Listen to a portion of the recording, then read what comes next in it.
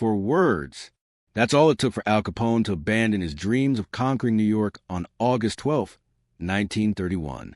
For words delivered by a 30-year-old enforcer from Harlem who'd never backed down from anyone. For words that made the most powerful gangster in America realize that some territories can't be bought, can't be threatened, can't be taken. The 4 words? Over my dead body. Al Capone had ruled Chicago in iron fist for 7 years. He'd survived assassination attempts, gang wars, and federal investigations. He'd built an empire worth $100 million. And in August 1931, he decided New York was next. He sent word to every major player in New York's underworld. Al Capone is coming.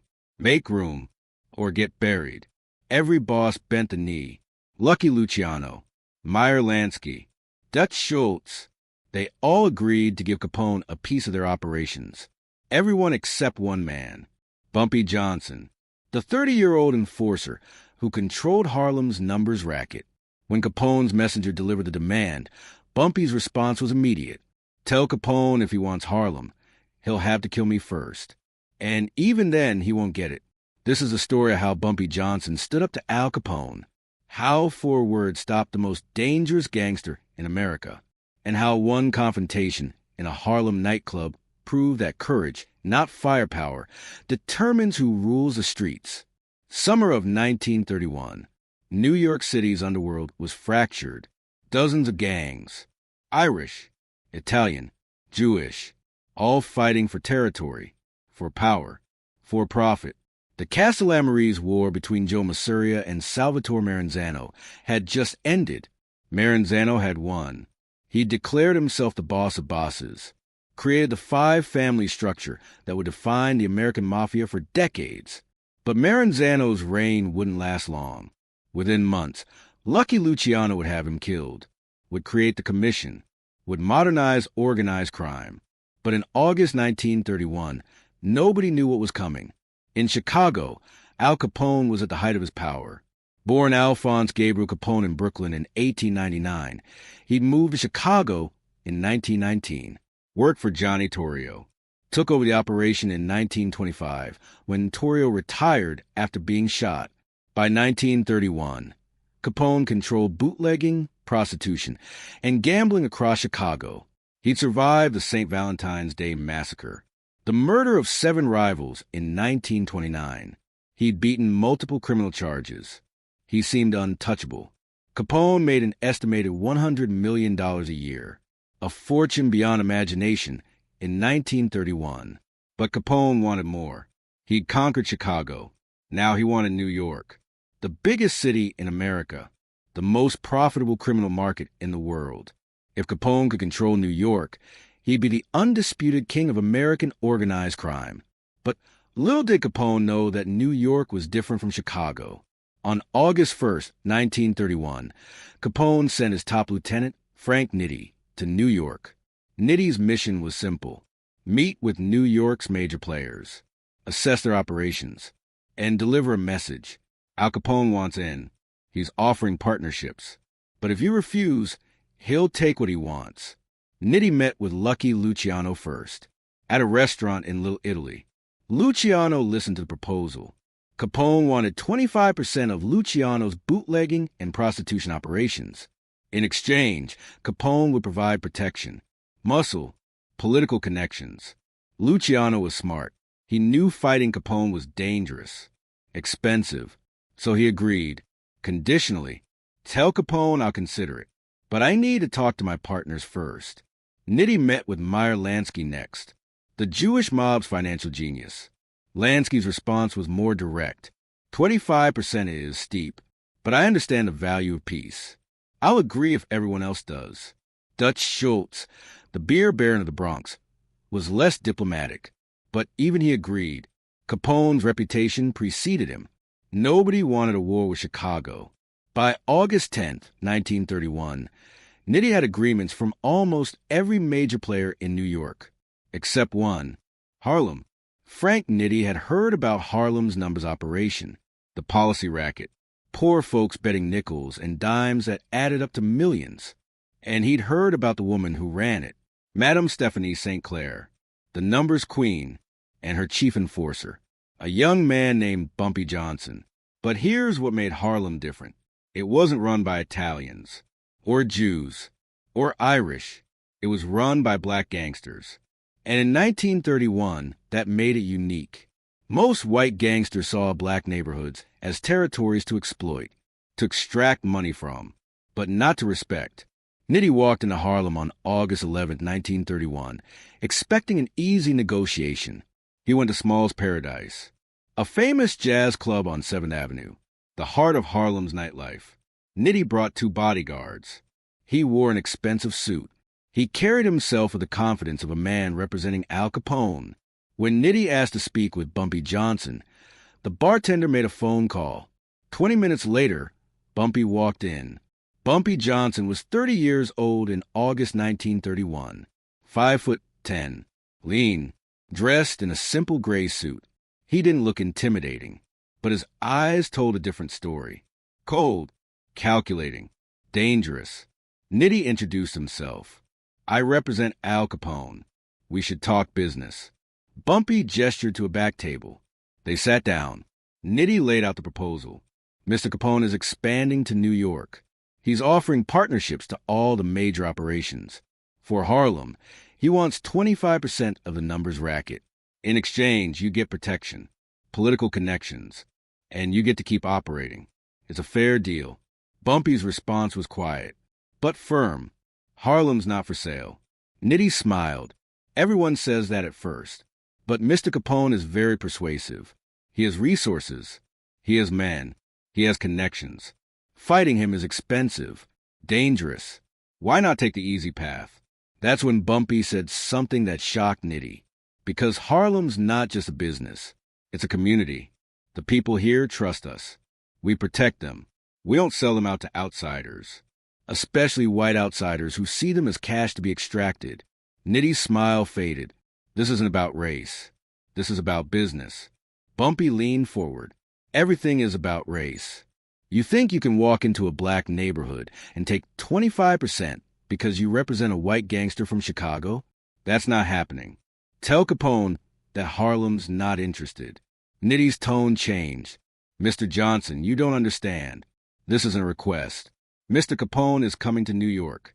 He will have a piece of every operation, including yours. The only question is whether you cooperate or get buried. But what Nitty didn't expect was Bumpy's response. Bumpy stood up. Tell Al Capone that if he wants Harlem, he'll have to take it over my dead body. And even then he won't get it, because this neighborhood will fight. Every person, every street, every corner. Capone might own Chicago, but he'll never own Harlem. Nitty stared at Bumpy. You're making a mistake. A big mistake. Bumpy turned to leave, then looked back. No, Capone's making a mistake. He thinks money and muscle can buy anything, but some things can't be bought. Tell him to stay in Chicago, or find out what happens when you disrespect Harlem. Bumpy walked out of Small's Paradise, and Frank Nitty sat there, stunned, because in 7 days of meetings with New York gangsters, Bumpy Johnson was the only one who'd said no. August 12, 1931. Frank Nitty returned to Chicago. He went straight to Al Capone's headquarters, the Lexington Hotel. Capone's office was on the 4th floor. Lavish, expensive furniture. Cigar smoke thick in the air.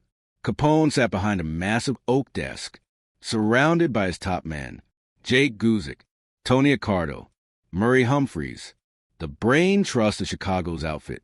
Nitty delivered his report. Boss, I got agreements from almost everyone. Luciano, Lansky, Schultz, they're all willing to work with us. Capone smiled. Good. We'll be in New York by September. Nitty hesitated. There's one problem. Harlem. Capone's smile faded. What about Harlem? A man named Bumpy Johnson runs the numbers there. He refused. Capone's face went hard. He refused? Nitty nodded. Said Harlem's not for sale. Said you'd have to take it over his dead body. Capone slammed his fist on the desk. Who the hell is Bumpy Johnson? Nitty explained. He's an enforcer for Stephanie St. Clair, the numbers queen. He's been with her for a few years. He's young, but he's got a reputation. He's killed men. He survived gang wars. and he's got the neighborhood behind him. Capone stood up. He's one man. We'll send a crew. Make an example of him. Show Harlem what happens when you refuse Al Capone. But that's when Jake Guzik spoke up. Boss, maybe we should reconsider Harlem. It's a black neighborhood. Different dynamics.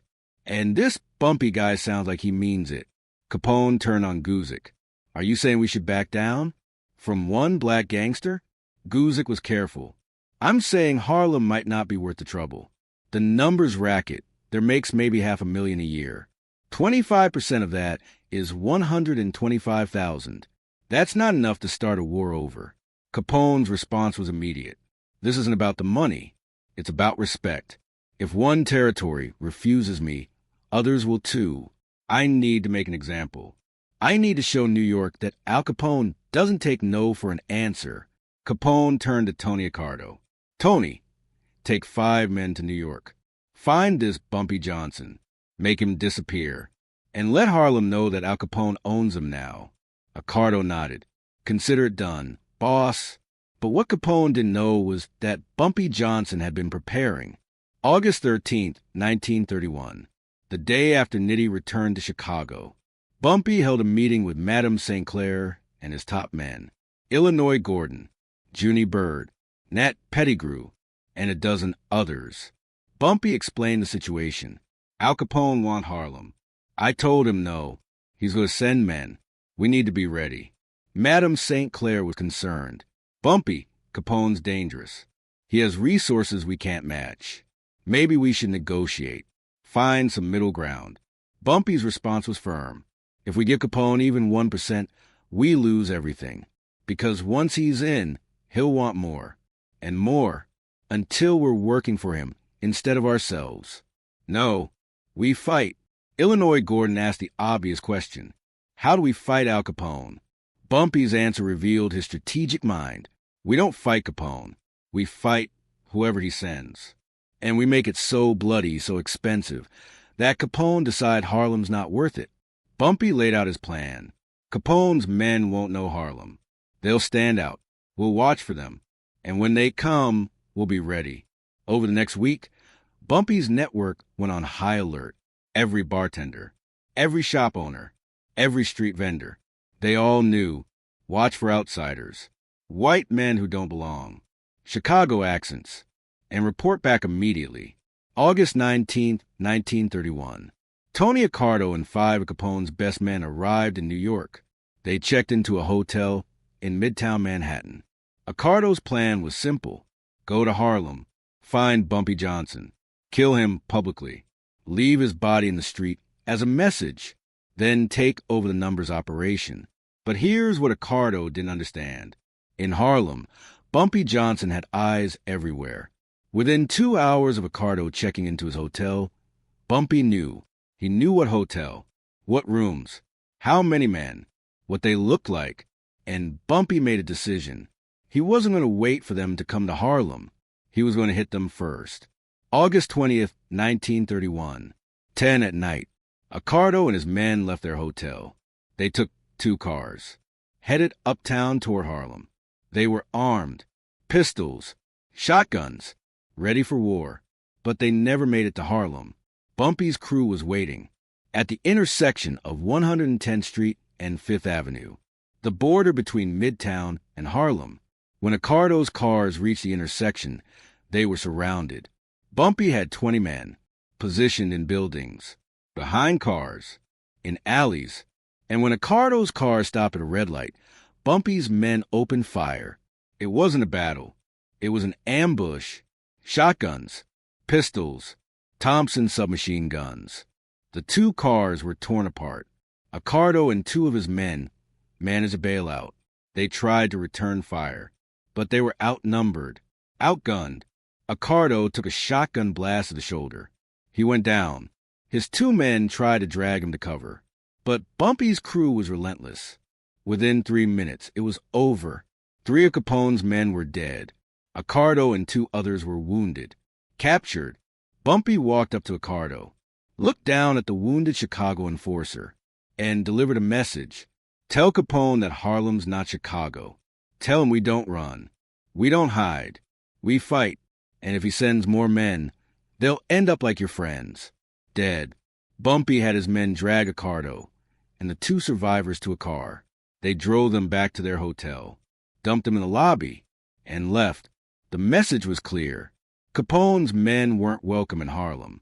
August 21st, 1931. Al Capone received a phone call. Accardo was alive, but 3 of his men were dead, and Bumpy Johnson had humiliated them, sent them back beaten and bloodied. Capone was furious.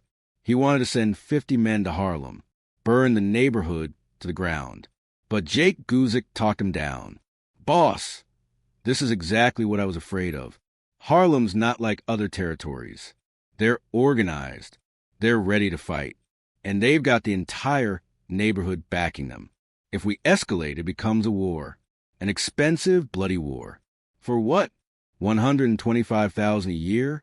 Capone knew Guzik was right, but his pride wouldn't let him admit it. So what do you suggest? Guzik's answer was simple. "We cut our losses. We focus on the territories that want to work with us. Luciano, Lansky, Schultz, they'll make us millions. Harlem's a distraction. Let them have it." Capone thought for a long moment. Then he made a decision that surprised everyone. Set up a meeting. Me and Bumpy Johnson, face to face. If he's got the balls to fight me, he's got the balls to meet me. August 25th, 1931.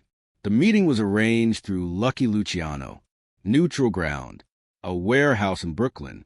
No weapons. 5 men each. Bumpy brought Illinois Gordon and 3 others.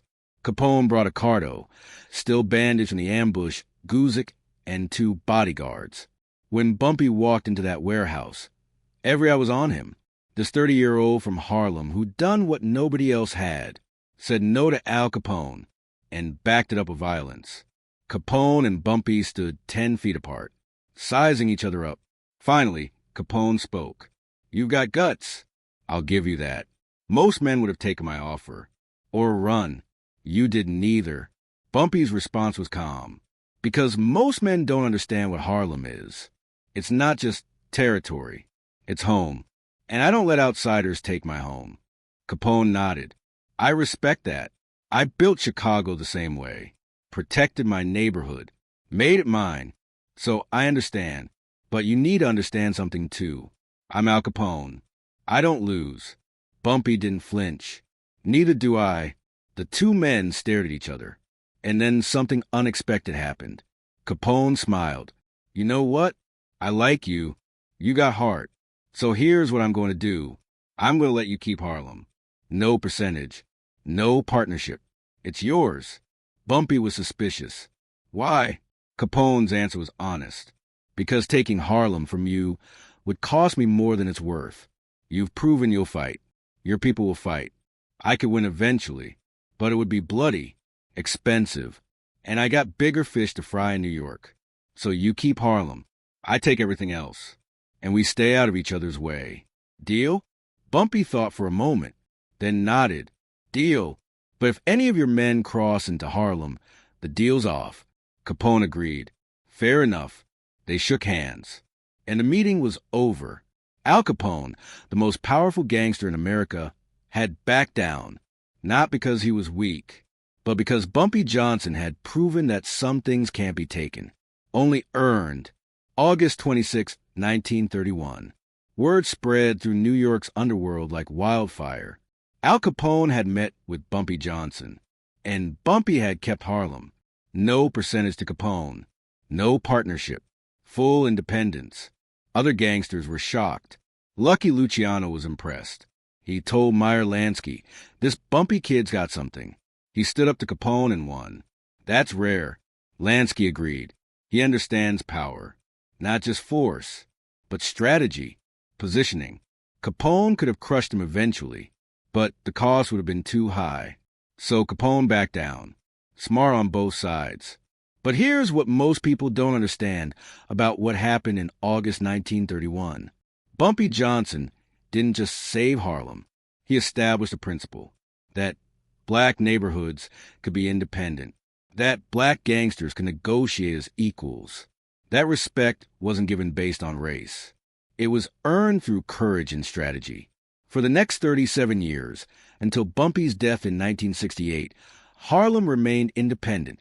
Yes, Bumpy eventually made deals with the Italian mob, after Dutch Schultz tried to take Harlem in the mid-1930s, after Lucky Luciano helped Bumpy defeat Schultz. But those deals were negotiations between equals, not subjugation, not conquest, partnerships. And it all started in August 1931, when Bumpy told Al Capone's representative 4 words: "Over my dead body." Al Capone never tried to take Harlem again. He focused on working with Luciano, Lansky, and others, made millions in New York. But Harlem remained off limits. In October 1931, just 2 months after meeting with Bumpy, Al Capone was convicted of tax evasion, sentenced to 11 years in federal prison. He went to Atlanta, then Alcatraz in 1934. Capone's reign was over. But before he went to prison, Capone told Jake Guzik something interesting, that Bumpy Johnson kid's going to be a legend someday. He's got what it takes: the courage to say no, the strength to back it up, and the wisdom to know when to negotiate. I'm glad we didn't go to war with him, because I think he might have won. Guzik never forgot those words. And years later, when people asked him about Al Capone's biggest regrets, Guzik would sometimes mention Harlem. He'd say, Capone always wondered what would have happened if he'd pushed harder, if he'd sent 100 men instead of 5, if he'd really committed to taking Harlem. But deep down, Capone knew the truth. Harlem couldn't be taken, not from Bumpy Johnson. Bumpy's reputation grew exponentially after August 1931. He became known as the man who stood up to Al Capone, the enforcer who'd said no to the most powerful gangster in America, and survived. When Bumpy eventually took over as the boss of Harlem after Madame St. Clair retired, people understood why. He'd earned it, not just through violence, but through courage, through strategic thinking, through understanding that some things matter more than money. In 1952, 21 years after telling Capone no, Bumpy Johnson was convicted of drug conspiracy, sent to Alcatraz, the same prison where Al Capone had served time. By then, Capone was long gone. Released in 1939, died in 1947 from complications of syphilis. But the guards at Alcatraz knew the story. They told Bumpy that Capone had mentioned him, had spoken with respect about the Harlem gangster who'd refused to bend. Bumpy served time at Alcatraz from 1952 to 1963. When he was released, he returned to Harlem, still the boss, still respected. And for 5 more years, until his death on July 7, 1968, Bumpy Johnson ruled Harlem. When Bumpy died, thousands attended his funeral. Adam Clayton Powell, Jr. gave the eulogy, and one of the stories told that day was about August 1931, about the time Bumpy stood up to Al Capone, about 4 words that changed everything. Over my dead body. An old man at the funeral, someone who'd been there in 1931, told a younger generation what it had meant. He said, you have to understand, back then, black gangsters were treated like employees, like workers, not partners, not equals. The Italian mob, the Jewish mob, the Irish mob, they ran things, and black neighborhoods just paid tribute. But Bumpy changed that. When he told Capone no, when he fought Capone's men and won, when he negotiated face-to-face as an equal, he proved something. He proved we belonged at the table, not beneath it, at it. The story of Bumpy Johnson standing up to Al Capone became legendary in Harlem, told and retold for decades. Sometimes the details changed. Sometimes the story was exaggerated, but the core truth remained. In August 1931, a 30-year-old enforcer from Harlem looked the most powerful gangster in America in the eye and said no, and backed it up, and won. That's what made Bumpy Johnson more than just a criminal. He was a symbol of resistance, of courage, of refusing to accept that your neighborhood, your community, your people were worth less than others. Al Capone built an empire in Chicago, but he couldn't take Harlem because Bumpy Johnson wouldn't let him.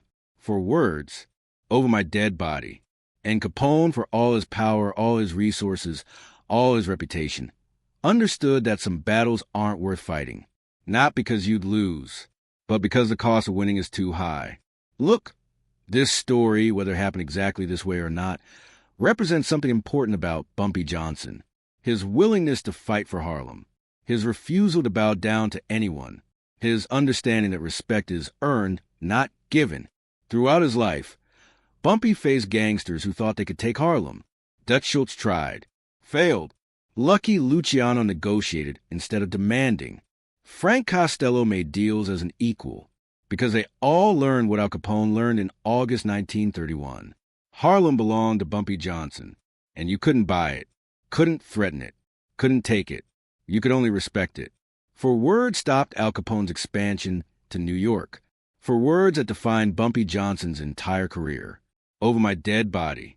If this story about Bumpy Johnson's greatest stand got your attention, hit that like button right now.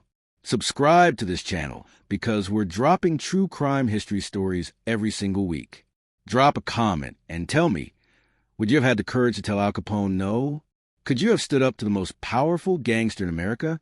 And turn on notifications because next week we're telling the story of how Bumpy Johnson walked into a police station with a shotgun and refused to leave until they stopped harassing his neighborhood, and the police backed down.